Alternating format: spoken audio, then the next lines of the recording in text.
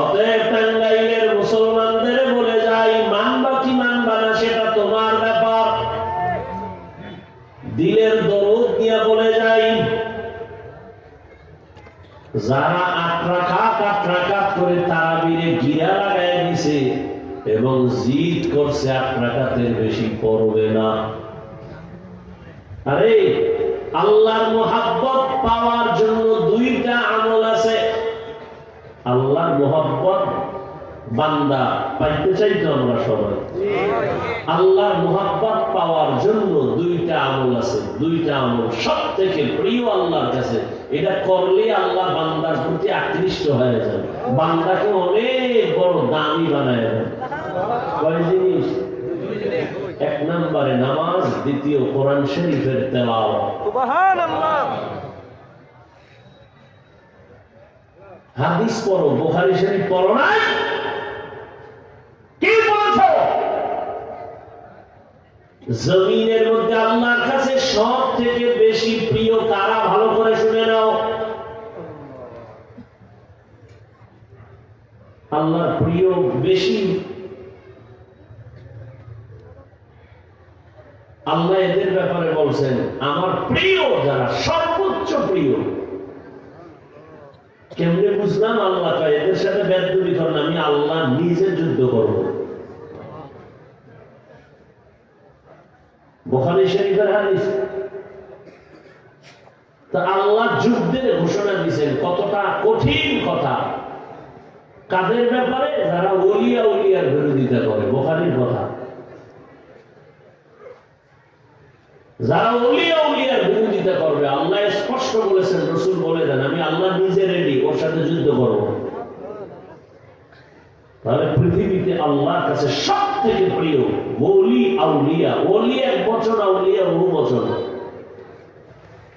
আর আপনি একবার বছরে লম্বা কইরা ফতুয়াগিরি করেন, চায়ের দোকানে মাস্তানি করেন, ওলিয়া উলিয়া মানি না। আমি সারা বাংলাদেশে ঘোষণা দিয়েছি, যারা বলবে আমরা ওলিয়া উলিয়া মানি না, এরা কোরআন মানে না, বুখারী মানে না, এরা ভণ্ড। এদের যারা ভণ্ড বলে না, তারাও ভণ্ড।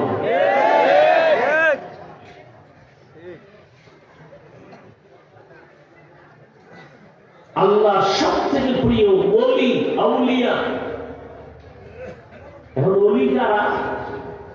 আল্লাহ হাদিসের মধ্যে, হাদিসে কুদসি নবীকে বুঝাইছেন ওলি কারা। হাদিস খুলেন, মান আদালি ওয়ালিয়ান ফাকাদ আযানতুহু বিল হারব। পারলে গুগলে সার্চ দেন, ডিটেইলস চলে আসবে বুখারীর হাদিসটা। আল্লাহ নিজে বলেন, নবী ওলি কারা আপনি জানেননি? আল্লাহ বুঝাইতেছে ওলি কারা। আল্লাহ বলেন ওলি শুধু ফরজ আমল করে না, বেশি বেশি বেশি বেশি বেশি বেশি নফল আমল করে। আর নফল আমল করতে করতে আমি মাওলার মহাব্বতের নজর যখন লেগে যায়, তখন তাদের অবস্থা স্বাভাবিক থাকে না। তখন তাদের হাত আমি মাওলার কুদরতি হাতে পরিণত হয়ে যায়। তখন তাদের পা আমি আল্লাহর কুদরতি কদমে পরিণত হয়। এত বেশি নফল আমল করে। অতএব যারা তারাবি 8 রাকাত করবেন, মান্নত করছেন মরার আগে, আর তারাবি অন্তত 8-এর বেশি করবেন না। আপনার সাথে কোনো ঝগড়া নেই, বেয়াদবি ক্ষমা চাই। কিন্তু আল্লাহ বিবেক দিছে, বিবেকের কাছে একটা কথা রেখেছে, হেদায়েতের মালিক আল্লাহ, নবীও না। আর আমি কি? যদি কেউ মনেই করেন যে হ্যাঁ আমি 8-এর বেশি তারাবি করবই না, আপনার কথাটা আমি আধা মিনিটের জন্য সাপোর্ট করে গেলাম, তবে অনুরোধ রেখে গেলাম বিনয়ের সাথে, আপনার কল্যাণে আমার কোনো কল্যাণ নেই। বাকি 12 রাকাত আপনি নফল হিসাবে পড়িয়ে রমজান আর পাবেন কিনা জানা নাই, সারিয়েন নাই, সুযোগ আর হবে কিনা জানা নাই। সুযোগ আল্লাহ দিচ্ছেন, সারিয়েন না। মেনে নিলাম আপনি 8 রাকাত পড়েন, যান, আপনার সাথে আর তর্কের দরকার নেই। বাকি 12 রাকাত আপনি নফল হিসাবে পড়েছেন, সমস্যা নেই। কেন তর্কে জড়ান? আল্লাহর কাছে কি নিয়ে দাঁড়াবেন? আর সেই 8 রাকাত যদি আপনার অহংকার যুক্ত হইয়া যায়, বাহাদুরি ভাব থাকে, আমি 8 রাকাত পড়েছি, তা তো সওয়াব বরবাদ। সওয়াব কি বরবাদ। এই জন্য অহংকারী না করে আমার অনুরোধ, আমি আপনার ছোট ভাইয়ের মতো যদি মনে করেন, আমি আপনাকে আবদার করে গেলাম আখিরাতের কল্যাণের জন্য, আপনি 8 রাকাত পড়ার পরেও বাকি 12 রাকাত কি হিসাবে পড়বেন? আর দ্বন্দ্ব থাকে বলে এখন শয়তান আমরাই গুতা দিবে, এই তুই নফল হিসাবে পড়লে কি হইব? মানুষে কিন্তু কইবে এই 8 রাকাত আল্লাহ 20 হয়ে গেছে, তখন তোর লজ্জা থাকবে কো? বাস এক শয়তানে ধাক্কা দিয়ে কপাল পুড়ে বলে। মানে ইবাদত কইছে মানুষের জন্য, আল্লাহর জন্য তো কেউ করে না। যাকাত দিবে মানুষের দেখাইয়া, সদকায়ে ফিতর দিবে দেখাইয়া, দান করে দেখাইয়া, নাম না কইলে মেজাজ গরম হয়ে যায়। তা আল্লাহর জন্য আছে, সব মানুষকে দেখাবো।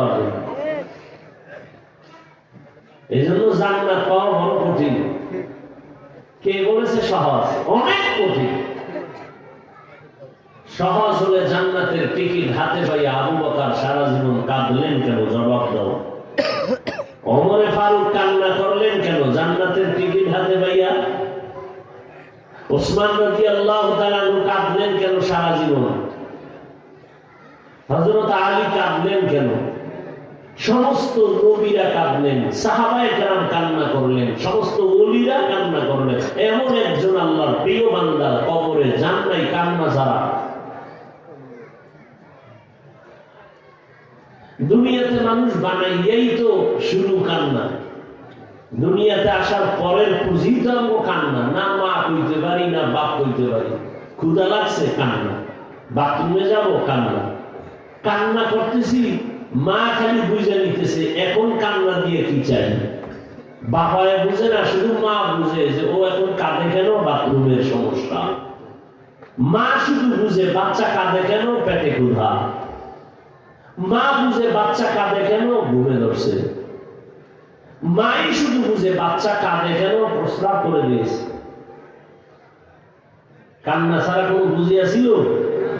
সেই কান্না ধরে রাখো। তোমার কান্না দিয়া মায়ের থেকে যদি সব আশা পূরণ করো, সে কান্না খোদারে দাও, সব আশা পূরণ হয়ে যাবে। ইয়া আইয়ুহাল্লাযীনা আমানুত্তাকুল্লাহা ওয়াল তানজুর নাফসুম মা কদ্দামাত লিগাদিন ওয়াত্তাকুল্লাহ।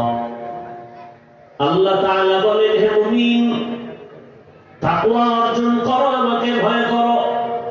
তোমার এই জীবনটা কোনো দাম নাই, তোমার আসল জীবন পরকালের জীবনের জন্য কি অর্জন করেছো হিসাব মিলাও। ওয়াত্তাকুল্লাহ, বারবার আল্লাহ বলেন আমাকে ভয় কর, কারণ আল্লাহর ভয়টা এত দামি একটা সম্পদ। এই ভয়টা যদি অন্তরে না আসে, রহমতের নবীজিও বয়ান করলে ওই বান্দা গুনাহ ছাড়ে না, নেক আমল করে না। এই ভয়ের নাম তাকওয়া। এই ভয়ে পুঁজিটার এত দাম যে আল্লাহ নবীজিকে পর্যন্ত বলেন, হে নবী আপনি তাকওয়া অর্জন করেন, আমাকে ভয় করেন। ইয়া আইয়ুহান নাবিয়্যু ইত্তাকিল্লাহ ওয়া লা তুতি'ল কাফিরিনা ওয়াল মুনাফিকিন। হে নবী আপনি আমাকে ভয় করেন, কাফের মুনাফিকের অনুসরণ করবেন না। আল্লাহ কোরআন নাযিল করার কারণ হুদাল লিল মুত্তাকিন। আল্লাহকে যারা ভয় করে তাদেরকে কোরআন হেদায়েত করবে। ইন্না আকরামাকুম ইনদাল্লাহি আতকাকুম। আল্লাহর কাছে সর্বোচ্চ প্রিয় ওই বান্দা, দামি, যার মধ্যে তাকওয়া থাকবে। তাকওয়া মানে আল্লাহর ভয়। আল্লাহর ভয় তার মানে কি? আমি যদি আপনাদের জিজ্ঞাসা করি এখানে কারা কারা আল্লাহকে ভয় করেন, যদি প্রশ্ন করি সবাই তো হাত তুলবে, তুলবে না? অত সেখানে এমন আল্লাহর আশিক আছেন, ফজর পড়ে নাই, জোহর পড়ে নাই, আসর পড়ে নাই, মাগরিব পড়ে নাই, এশা পড়বে কিনা জানা নাই। এখানে নাই এরকম বেনামাজি? সেও হাত উঠায় বলবে আল্লাহকে ভয় করি। যে সুদের টাকায় ব্যবসা করে সেও বলবে আল্লাহকে ভয় করি। যে বেপরদায় চলে সেও বলে আল্লাহকে ভয় করি। আমরা যারা হালাল খাই আমরাও বলি আল্লাহকে ভয় করি। যারা হারাম খায় তারাও বলে আল্লাহকে ভয় করি। দুই ভয় কি সমান? আরে কয়েন বলে কেন? কয়েন নিবেন না? আসলে আপনি আল্লাহকে ভয় করেনি না। যেমন উদাহরণত এমন ভাবে বলা যায়, একটা মানুষ সাপ দেখলে ভয় পায়। আসলে যদি ভয় পায় সে সাপ ধরবে দূরের কথা, সাপ যেখানে থাকবে সেখানেও যাবে না। একটা সন্তান মা বাবাকে ভয় করে, প্রমাণ হলো মা বাবার সামনে সন্তান অন্যায় করে না। একটা ছাত্র শিক্ষকের যখন ভয় করে, শিক্ষকের সামনে ছাত্র অন্যায় করে না। ঠিক একটা মানুষ যখন আমার আল্লাহকে ভয় করবে আসলে, তাহলে বান্দার হালাত কেমন হবে? যে গলায় ছুরি লাগাবে, দাড়ির মধ্যে কোনোদিন অস্ত্র লাগাবে না। हर के दारत खौफ हकदार दिल मदरम, हर के दारत खौफ हकदार दिल मदरम, जन्नतुल मअवा देहद राम काम जुज़बा हक़ची ज़े मखाज इंसुजा फजले उ आमस्ते दर जुमला जहा। তোমার এই দুনিয়া নামক জীবনের কোনো মূল্য নাই। হাদিসে পাকে রহমতের নবী বলেন, এই দুনিয়াটা মশার পাখা বরাবর দাম আমার আল্লাহর কাছে নাই। তো আল্লাহ কেন দুনিয়ায় পাঠাইলেন? যেই দুনিয়ার দাম নাই কেন পাঠাইলেন? আর দুনিয়া মাজরাতুল আখিরাহ, আখিরাতের ফসল কামাই করার জন্য পাঠাইছেন। তোমার আমার আসল বাড়ি জান্নাত, দুনিয়া তোমার আমার আসল বাড়ি না। ওই জান্নাতটা পাওয়ার জন্য এখান থেকেই তোমার টিকিট ওকে করতে হবে আমলের দ্বারা, ঈমানের দ্বারা। আর ঈমান ও আমলকে যদি মজবুত করতে হয়, গুনাহ থেকে বাঁচতে হবে, বিদআত থেকে বাঁচতে হবে, শিরক থেকে বাঁচতে হবে। আর বেদাত শিরক থেকে বাঁচার জন্য যেই পুঁজি লাগবে, পুঁজির নাম হলো তাকওয়া, আল্লাহর ভয়। আর ওই আল্লাহর ভয় পুঁজিটা মায়ের গর্ভ থেকে নিয়ে আসা যায় না। এই তাকওয়া নামের পুঁজিটা অন্য জায়গা থেকে নিতে হবে। অন্য থেকে নিব কিভাবে? বলে লিকুল্লি শাইইন মা'দিনুন ওয়া মা'দিনুত তাকওয়া কুলুবুল আরিফিন। ভালো ভালো জিনিস রাখার গোডাউন আছে, তাকওয়ার গোডাউন হলো আল্লাহর প্রিয় বান্দা আরিফিন, তার কলব হলো তাকওয়ার গোডাউন। আল্লাহ ওয়ালাদের নেক নজর, তাদের কলবে এমন পাওয়ার, আল্লাহ ওয়ালাদের ওই পাওয়ার দিয়ে যদি কোন দুনিয়াওয়ালার দিকে নজর দেয়, অন্তর তাকওয়ায় ভরে যাবে। নজরের মধ্যে পাওয়া, খালি নজর দিবে অন্তরে তাকওয়া ঢুকে যাবে। এই একটা মাত্র ওয়াসাইল, আসল কাজ তো কুদরতে করতেছে। চোখের নজরের মধ্যে পাওয়ার, একটা গাঞ্জাখোর, মদখোর, একটা বেআমলওয়ালার নজরেও পাওয়ার আছে, নাই? দুধের বাচ্চা অসুস্থ, হঠাৎ নজর দিছে, বদ নজর, অসুস্থ হয়ে গেছে। সবাই ডাক্তার বলে কোনো রোগ নাই, বাচ্চা খায় না কেন, শুকায় যায় কেন, কয়েক মুরব্বীরা বলে বদনজর। বলেনি? কার বদনজর? হুজুরদের? এলাকার একটা বেআমলওয়ালা বেনামাজি, ও একটা নারিকেল গাছের দিকে তাকায় যখন নজর লাগাইছে, এত নারিকেল, নারিকেলের কাছে গজব শুরু, নারিকেল আর হয় না। ঠিক নি? গাভীর থেকে দুধ হয় 13 কেজি, ও দেখে কপালে হাত দিয়ে খায়, এত পরিমাণ দুধ। এই আস্তে আস্তে দুধের পরিমাণ কমতে কমতে 1.5 কেজিও নাই। তার একটা গাঞ্জাখোর মক্করের নজরে যদি পাওয়ার থাকে, আল্লাহ আল্লাহর নজরে পাওয়ার থাকবে না? এই দূরে আকল নাই। শুনো একটা ঘটনা শোনাই। পৃথিবীর একজন চিকিৎসা বিজ্ঞানী, নাম হলো আবু আলী সিনা। সমস্ত শিক্ষিত বাবারা এই নামটা জানার কথা, চিকিৎসা বিজ্ঞানী আবু আলী সিনা। তিনি একদিন যাত্রা করতেছেন, কোথাও হঠাৎ বিরতি করলেন, এক জায়গায় ঢুকলেন। একটা ছোট ঘরের মধ্যে ঢুকে দেখে এক পাগড়িওয়ালা বসা বুজুর্গ, নিচে একটা বান্দা শুয়ে আছে অসুস্থ। ওই পাগড়িওয়ালা হুজুরে তেল পানি দিয়ে তারে ঝাড়ফুঁক দেয়, তেল পানি পরার মালিশ করে, মেসেজ করে, আর তারে ঝাড়ফুঁক দেয়। হুজুরে ফুয়াইয়া এর সুস্থ করবে। দেখতেছে পৃথিবীর একজন চিকিৎসা বিজ্ঞানী যে ডজন ডজন ডাক্তার জন্ম দেয়, এ দেখে খালি ফুয়ায়। তুই ফুতে কি হইব? মাথা গরম হয়ে গেছে। তাই টুপিওয়ালা, তুমি এগুলো কি করো? এই ঝাড়ফুঁক দিলে কি হবে? মারাত্মক অসুস্থ রোগী, তুমি ঝাড়ফুঁক দিলে কি হবে? তেল পরায় পানি পরায় কি হবে? হুজুর যেমন তেমন বাজার দরের হুজুর না, বড় আল্লাহর প্রিয় বান্দা। চুপ করে শুনতেছে, কিছু বলে না। আল্লাহ আল্লাহরা বলে না যেটা বলে কলিজা ছিদ্র হয় না। কিছুক্ষণ পর বলে, ভাইজান আপনি এত গরম কেন? আপনি যে ঝাড়ফুঁক দেন কি হবে? তেল পরা পানি পরায় কি হবে?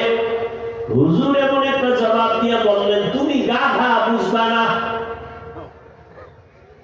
এত বড় একজন চিকিৎসা বিজ্ঞানীরে গাধা যখন কইছে, মাথা আরো গরম হয়ে গেছে। হুজুর কইয়া চুপার কথা নাই, হে আবার তেল পরা পানি পরার মালিশ করতেছে, ঝাড়ফুঁক দিতেছে, উনি তো আরো গরম, গালাগালি। বেপরোয়ার মতো কথা বললা কেন? হুজুর কিছু বলে না। দীর্ঘ টাইম পরে আবার নজর করে বলে, ভাই জানে তো গরম কেন? বলে, গরম মানে তুমি বলছো কি? বলছি আমি কি আপনার গায়ে হাত দিছি? কয় না, টাচ করছি, করি নাই। তাহলে আপনি গরম হইলেন কেন? আমি কি ফু দিছি? না তো, গরম কেন? তুমি আমার এক কথা বলছো একটা মারাত্মক, বলে আরে আমি তো আমার মুখে বলছি, তোমার কি? আমি আমার জবানে কথা বলছি, তোমার গরম হওয়ার কি আছে? জানো না রে মোল্লা, তোমার জবানের কথা আমার কলিজা ছিদ্র হয়ে গেছে। কানে দইরা তওবা কর আর অন্তরে বুঝা, আমার এই জবানের একটা কথা যদি তোর কলিজা ছিদ্র করে দেয়, আমার জবানে কোরআন তেলাওয়াতে ঝাড়ফুঁক দিলে কেন অ্যাকশন হবে না?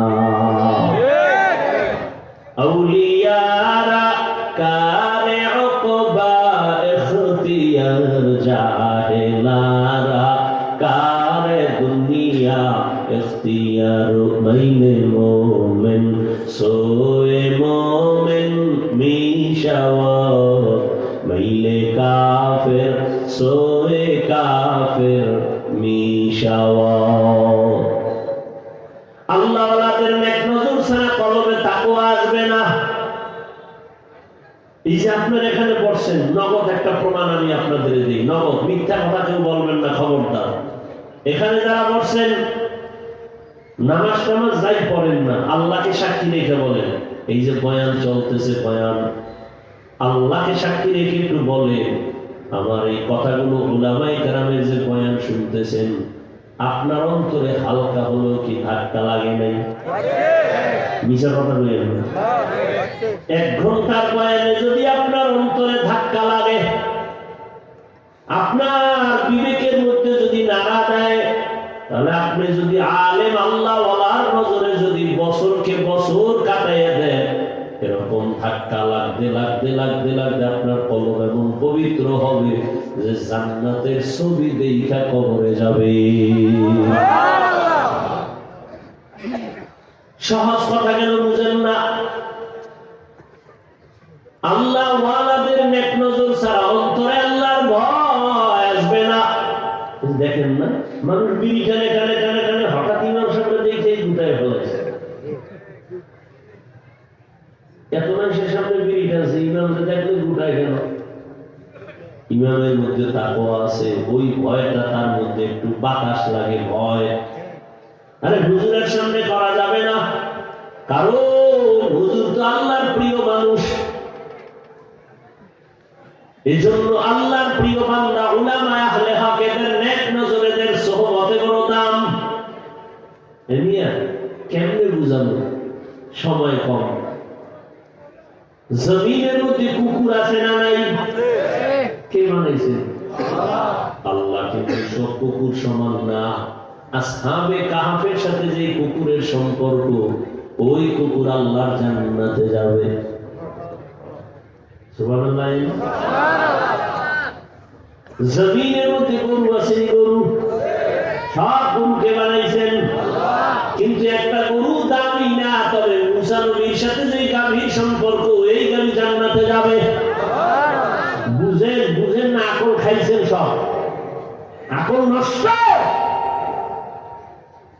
পিপিলিকা আছে না নাই? কে বানাইছেন? কোন পিপিলিকার মূল্য নাই। সুলাইমান নবীর সাথে যে পিপিলিকার সম্পর্ক, জান্নাতে যাবে। কি মনে হয় বানায় কইতেছি? আচ্ছা, কুকুরের জান্নাতে কোনো কাম আছে? বলেন, ও জান্নাতে যাবে কেন? পিপিলিকার কোনো কাম আছে? রসুলের হাদিস, ও জান্নাতে যাবে কেন? গরুর কোনো কাম নাই, ও জান্নাতে যাবে কেন? ওর কোনো আযাবও হবে না, ওর কোনো কিছুই নেই, তো জান্নাতে যাবে কেন? কুকুর জান্নাতে যাবে কেন? পিপিলিকা যাবে কেন? নদীর মধ্যে মাছ আল্লাহর বানানো মখলুক। আমগো দেশের জাতীয় মাছের নাম কি? আল্লাহর কাছে একটু দাম নাই। আল্লাহর কাছে ওই মাছের দাম যেই মাছটা ইউনূস নবীর পেটে রাখছে। নবী বলেন ওই মাছ জান্নাতে যাবে। মাছ জান্নাতে যাবে, ওর কোনো কাম আছে? দুনিয়ার ওই বেআকল নষ্ট আকলওয়ালা দিকে আল্লাহ বুঝায়, আই নিমক হারাম। একটা পিপিলিকা জান্নাতে যাবে কেন? বুঝো একজন নবীজির সাথে সম্পর্কের দাম কত, এটা বুঝাবার জন্য। একটা গরু জান্নাতে যাবে কেন? নবীর সাথে সম্পর্ক হলে কি লাভ, এটা বুঝাবার জন্য। দুনিয়ার নিমক হারামের গোষ্ঠীকে আল্লাহ বুঝায়, বল যে আমার প্রিয় বান্দার সম্পর্কে থাকলে আমি তাকেও প্রিয় বানাই।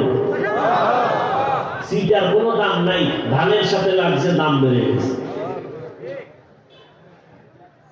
আকাশে কত পাখি উড়ে, কোনো দাম নাই। সুলাইমান নবীর সাথে সম্পর্কের হুদহুদ পাখিটা জান্নাতে যাবে। এইভাবে একটা একটা বুঝাইলে সারা রাত চলে যাবে।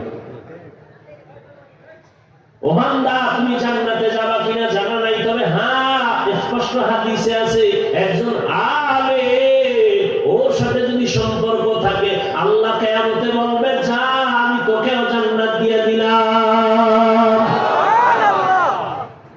কিয়ামতের দিন এমন কঠিন, এত কঠিন হবে।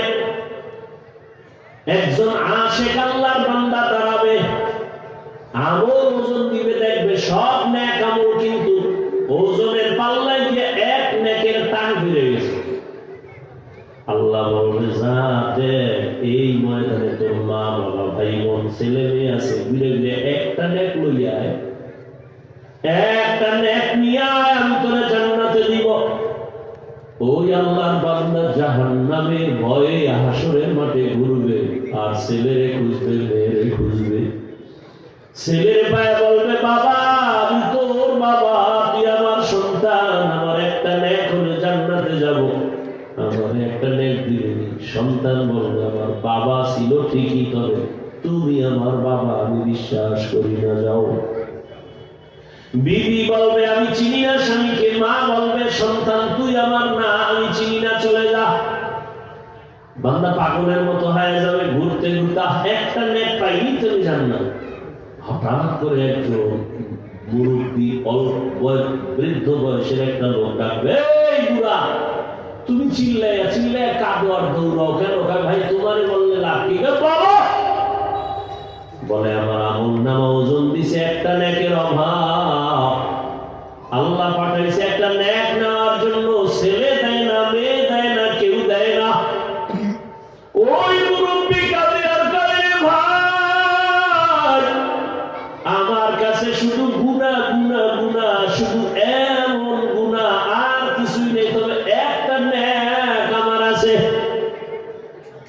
মাত্র একটা নেক। চিন্তা করে দেখলাম এই একটা নেক দিয়ে আমার কোনো লাভ হবে না, জান্নাত পাবো না। অতএব আমি যেহেতু জাহান্নামে যাবই, তবে একটা নেক রাইখা লাভ কি? অন্তত তোমারে দিয়ে দেই, তুমি মাওলার জান্নাতে যাও। আমি জাহান্নামে যাই, তবে তুমি যাও জান্নাতে, আমার একটা নেক নিয়ে যাও। ওই আল্লাহর আশিক একটা নেক নিয়ে বলবে, আল্লাহ পেয়ে গেছি, নেও নেক।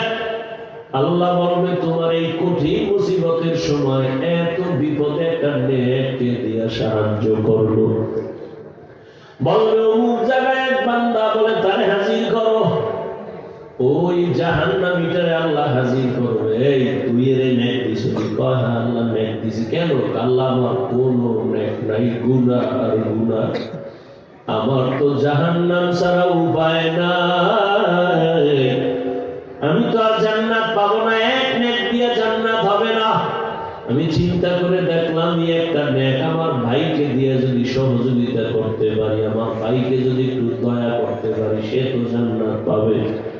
অতএব আমি এই চিন্তা কইরা মালিক আমি একটা নেক তারে দিয়ে দিলাম। আল্লাহ বলবে, রে বান্দা, তুই একটা নেকের দিকে তাকাইয়া তোর ভাইয়ের দিকে এত দয়া করেছো, ওরে আমি মাওলার মায়া দয়া তো আরো বেশি। আমি আল্লাহ তো 99 গুণ মায়া আরো বেশি। তুই তোর ভাইকে একটা নেক দিছো, যদি মায়া করিয়া দিতে পারো, আমি আল্লাহ আমার মায়ার নজরে তোকেও জান্নাত দিয়া দিলাম। আমিও দয়া করে তোরে জান্নাত দিয়া দিলাম, যা তোর জাহান্নামে যাওয়া লাগবে না। এই নবী উম্মত একটা নেকের টান পড়লে কি হালাত হবে হাশরের ময়দানে। এখনো সময় আছে, কয়েকদিন দুনিয়ার পিছনে ঘুরে দেখছো কি মজা? কিছুই নাই, শুধু অপমান আর অপমান। না বউ শান্তিতে আছে, না মাইয়া ভোলা শান্তিতে আছে। ওদিকে মামলার ভয়, হামলার ভয়, ওদিকে চোর ডাকাতের ভয়, ওদিকে আপন বন্ধুরা রেডি তারে কখন জবাই কইরা সম্পদগুলো লয়া যাইব। অতএব দুনিয়ার পিছনে তো কম গুরু নাই, মনের মতো তো কম গুরু নাই। মনে চাইছে নামাজ পড়বা না, পড়ো নাই। মনে চাইছে দুনিয়ার মায়া দুইটা দাড়ি কাটবা, কাটছো। মনে চাইছে বেপরদায় আড্ডা দিবা দিছো। মনে চাইছে পার্কে পার্কে দৌড়াইবা, দৌড়াইছো। এখন তওবা করি আমার মালিকের কাছে ফিরিয়া যাও, আর গুনাহ করিও না রে বাবা। ও যুবক বাবারা, বৃদ্ধ বাবাজিরা, পর্দার আড়ালের মা বোনেরা, ও যুবক, তোমার মতো যুবক স্কুল কলেজে পড়ে, চাকরি করে, ব্যবসা করে, নামাজি দাড়িওয়ালা নাই? তুমি কেন পারবা না রে বাবা? আমি তোমাকে কিন্তু বলি না তুমি টুপি পরো, পাগড়ি পরো, তাবলীগে যাও, পীরের কাছে যাও, কওমি মাদ্রাসায় যাও, একবারও বলি নাই। বরং আমি বলবো স্কুলে কলেজে পড়ো, চাকরি করো, ব্যবসা করো, ধন্যবাদ। তবে তুমি মা বাবার দোয়া নিয়ে চলিও। মা বাবার বরদোয়া নিও না, শিক্ষকের বরদোয়া নিও না, উলামায়ে কেরামের বরদোয়া নিও না। নবীর আদর্শ মানিয়া নামাজ পড়ো, আর নবীর তরিকায় চলো, মা বাবার দোয়া নিয়ে চলো। তোমার মতো কত জেনারেল লাইনে পড়ুয়া বান্দা জীবনে মাদ্রাসায় পড়ে নাই, কিন্তু রাস্তাঘাটে চলে, চাকরি করে, ব্যবসা করে, নামাজ ছাড়ে না। তুমি কেন পারবা না? তোমার মতো কত বান্দা রাস্তায় গাড়ি চালায়, নামাজি, তুমি কেন পারবা না? তোমার মতো কত বান্দা ব্যবসা করে, চাকরি করে, দোকানদারি করে, নামাজ পড়ে, তুমি কেন পারো না? ও আল্লাহর বান্দারা, তোমার মতো কত আসে দাড়িওয়ালা, নামাজি, র্যাব, আর্মি, পুলিশ, মিডিয়ারের চাকরি করে, ডাক্তার, প্রফেসর, ইঞ্জিনিয়ার, তুমি কেন পারবা না? এখনো সময় আছে, তওবা করো। পর্দার আড়ালের মা, আপনার মতো কত মা এখনো আছে, পর্দা করে, নামাজ পড়ে, স্বামীর মাল হেফাজত করে, খেয়ালত করে না, মোবাইলে সময় নষ্ট করে না। এরে আম্মা জানেরা, আপনারা কেন পারেন না? কয়দিন আর দুনিয়ার বাহাদুরি করবেন? সন্তানটাকে আদর্শ ডাক্তার বানায় যান, আদর্শমান ইঞ্জিনিয়ার বানায় যান। কোরআন পড়িয়ে আপনার জন্য দোয়া করবে, ডাক্তারি করলেও নামাজ ছাড়বে না, ইঞ্জিনিয়ার হলেও নামাজ ছাড়বে না। আপনার জন্য দোয়া করতে ভুলবে না। এখনো সময় আছে, তওবা করেন, স্বামীর মাল হেফাজত করবেন, মোবাইলে সময় নষ্ট করবেন না। আল্লাহর কাছে যদি খাঁটি অন্তরে তওবা করতে পারেন, আমার আল্লাহ জীবনের গুনাহ মুহূর্তে মাফ করে দিবেন। ও পর্দার আড়ালের মা বোনেরা, আল্লাহর কাছে এখনো তওবা করে নেন, আর বেপরদায় চলবেন না, নামাজ ছাড়বেন না, স্বামীর মাল নষ্ট করবেন না, মোবাইলে সময় বাজে সময় কাটাবেন না। ও যুবক বাবারা, তওবা করে নেও, আর নামাজ ছাড়বা না, বেপরদায় চলবা না, মা বাবার সাথে বেয়াদবি, শিক্ষকের সাথে বেয়াদবি করবা না, নবীর আদর্শ মানিয়া উলামায়ে কেরামের পরামর্শ নিয়ে চলবা। আল্লাহর কাছে খাঁটিভাবে যদি তওবা করে নেও, আমার আল্লাহ তোমাকে দয়া করে মাফ করে দিবেন। আল্লাহ খাঁটি গোলাম নবীর খাঁটি উম্মত হওয়ার মতো তৌফিক সবাইকে দান করেন। আমিন।